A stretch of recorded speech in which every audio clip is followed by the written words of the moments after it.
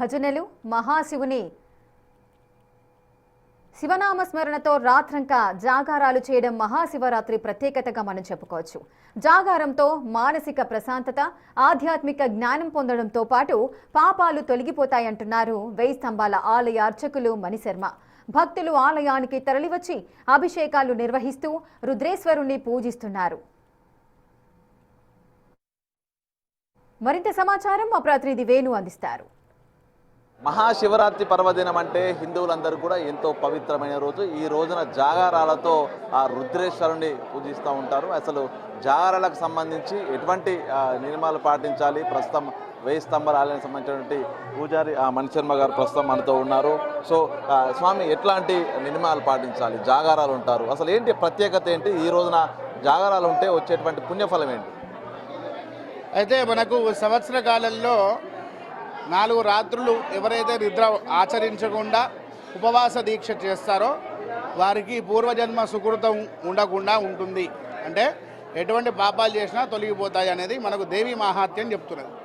అందులో ఏమిటంటే కాలరాత్రి మహారాత్రి మోహరాత్రిశ్చ దారుణ అనేది చెప్పడం జరిగింది అన్నట్టు.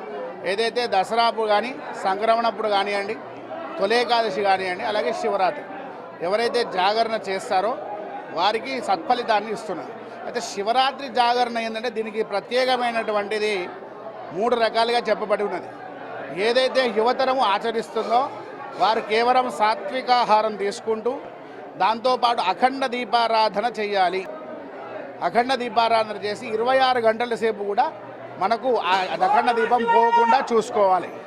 చూసుకొని మరుసటి రోజు కూడా మీ సమీపంలో ఏదైనా శివాలయానికి వెళ్ళి దర్శించిన తర్వాత ఇంట్లో అఖండ దీపం దగ్గర కొబ్బరికాయ కొట్టి బెల్లపన్ను నైవేద్యం పెట్టిన తర్వాత అప్పుడు మనం భోజన స్వీకారం చేయాలి. ఇది ఒక పద్ధతి.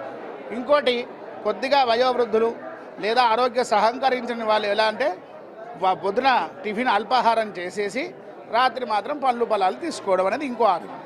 మూడోది ఏమిటి అంటే పూర్తిగా చేతగాని వాళ్ళు కేవలం సుమారు 10,000 సార్లు శివ పంచాక్షరి జపం చేస్తే చాలనేది మనకు చెప్పడం జరుగుతుంది. లింగోద్భవ సమయానికి ఇండ్లలో ఉన్నటువంటి వ్యక్తులు సో లింగార్చన అభిషేకాలు చేసుకోవడానికైనా ప్రత్యేకంగా నియమాలు ఉన్నాయి. ఖచ్చితంగా నియమావళి పాటించాలి. ఎందుకంటే తలస్నానం ఆచరించిన తర్వాతనే దేవుణ్ణి ముట్టడించాలి అనేది మనకు ఆచారము. అయితే ఇంట్లో చేసుకునే వారు ఎవరైతే ఉంటారో లింగంగే చేయాలని ఏం లేదు. లింగోద్భవ సమయంలో కేవలం లింగాష్టకం చదివినా అటువంటి ఫలితాన్ని ఇస్తుంది. లింగంతో సమన్వయం లేకుండా లింగాక్షరం ఏదైతే బ్రహ్మమురారి సురార్చిత లింగమే అనుకోండి, ఇంకా శివ సంబంధం ఏ మంత్రాలైనా శ్లోకాలైనా చదువుకోవచ్చు. దాంతోపాటు దేవాలయంలో మాత్రం మహాన్యాసపూర్వకంగా రుద్రాభిషేకం చేస్తారు. కాకపోతే మన దేవాలయంలో 111 రుద్రాలతో అధిక సంఖ్యలో చేయడం అనేది ఆనవాయితీగా వస్తుంది. జాగరణ విడిచేటప్పుడు సో ఎట్లా ఏ కార్యక్రమాలు? జాగరణ విడిచేటప్పుడుగా ముందుగా చెప్పాను కదా, తలస్నానం ఆచరించి మన ఏదైతే అఖండ దీపం దగ్గర నారికేల విస్ఫుటన చేసి బెల్లపన్న నైవేద్యం పెట్టిన తర్వాత ఈ సమీపంలో దేవాలయానికి ఖచ్చితంగా దర్శించాలి. దర్శించిన తర్వాత భోజనం అనేది పొద్దున్నే అయిపోయిన తర్వాత 6 గంటలకో 8 గంటలకో 9 గంటలకో తినడం కాదు. మళ్ళీ మనం ఎప్పుడైతే 12 గంటలకు తింటామో ఆ 12 గంటలకు తినాలి.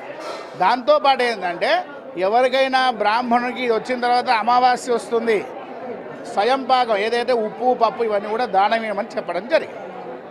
Thank you. ఇది మా శివరాత్రికి సంబంధించినటువంటి జాగరము ప్రత్యేకమైనది. ప్రస్తుతము వెయ్యి స్తంభాల ఆలయంలో కూడా ఈ భారీగా భక్తజనులు వచ్చి స్వామివారి రుద్రాభిషేకం చేస్తూ అర్చనలు అభిషేకాలతో కూడా ప్రస్తుతం వెయ్యి స్తంభ ఆలయం లక్షలాది భక్తులతో నిండిపోయిన పరిస్థితి. ఈ రోజున జాగరణ చేస్తే ఆ శివునికి ప్రీతిపాత్రం అవుతారు, కోరిన కోరికలు తీరుతాయంటూ కూడా అర్చకులు చెప్తున్న పరిస్థితి. వీడియో జర్నలిస్ట్ సంతోష్తో వేణు బిగ్ టీవీ, హన్మకొండ.